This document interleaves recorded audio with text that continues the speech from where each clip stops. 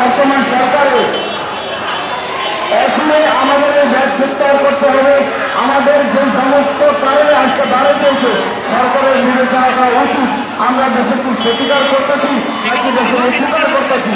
আমরা দেশের পরিবেশ রক্ষার জন্য পুরোনো মালগুলি ময়লা মালগুলি কালেকশন করে এগুলো আমরা নতুন রূপান্তরিত করি। হাজার হাজার কোটি কোটি ডলার আমরা দেশের টাকা দেশে রক্ষা করি। বিদেশ থেকে যে সমস্ত জুতাগুলি আসে ওই সমস্ত জুতাগুলি খুলে ওই পুরামাকে আমরা আবার লক্ষ্য করে কালেকশন করি।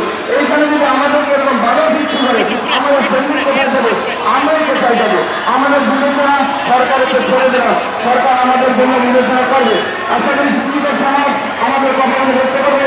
আমি মিডিয়ার সামনে বলতে চাই, মিডিয়ার মাধ্যমে বলতে চাই, সারা বিশ্বে জানা দেওয়া হোক রেলওয়ের উপরে অত্যাচার কেন, ব্যাগগুলো অত্যাচার কেন, ব্যাগগুলো শিল্প কারখানা বন্ধের ষড়যন্ত্র কেন, কি কারণে এরকম 150 আমাদের ব্যাগ অবস্থা আছে।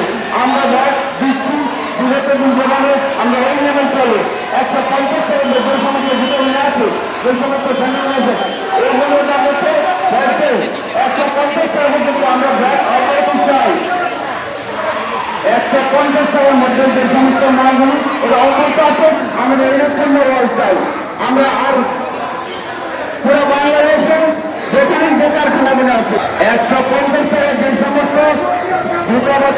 আছে এই 150 টাকা আমরা পূর্ণভাবে আমরা অব্যাহত চাই। এই ব্যাগ থেকে আমাদেরকে মুক্ত করা হোক।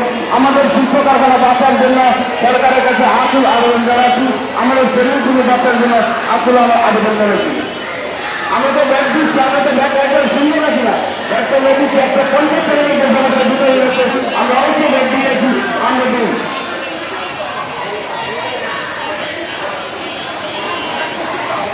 150 টাকার মধ্যে যে সমস্ত ভিতরে বিক্রি ওইটা থেকে আমরা ব্যাগ অফ করেছি। আর যেটা 150 টাকার উপরে আছে ওইটার মধ্যে আমরা ব্যাগ দিয়েছি। আমাদের কাছে নির্দিষ্ট আছে, আমাদের কাছে নির্দিষ্ট আকারে কাগজ আছে।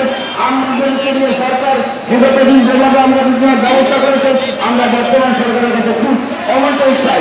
আমরা দেশে একটা খুব দাবি করতে আসি আমাদের কলকারখানাগুলি চালার জন্য সুযোগ করে আমি মিডিয়ার সামনে সারা বিশ্বের মধ্যে কথাগুলো তুলে ধরার জন্য আকুল আবেদন রাখলাম। আসসালামু আলাইকুম সকলকে।